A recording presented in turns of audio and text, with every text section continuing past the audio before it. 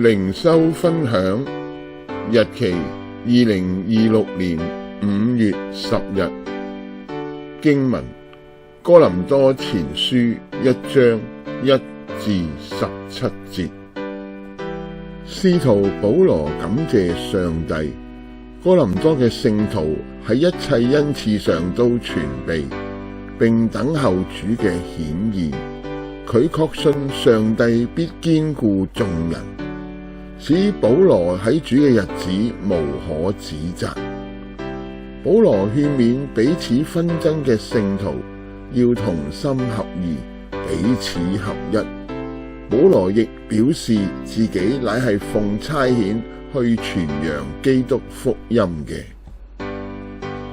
今日我哋基督徒同樣係奉差遣去傳揚基督福音嘅，奈何有啲基督徒仲係蒙昧無知，得着福音後就代代平安，而唔係代代相承。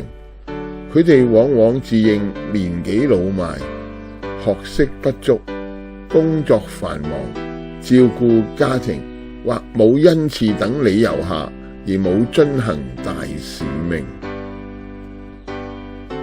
務要傳道，無論得時不得時，總要專心，並以百般的忍耐和各樣的教導責備人、警戒人、勸勉人。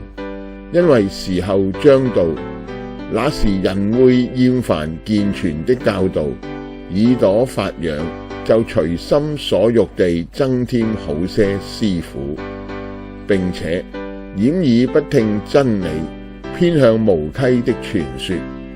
至於你，凡事要謹慎，忍受苦難，做傳福音的工作，盡你的職分。提摩太後書4章2至5節。阿們。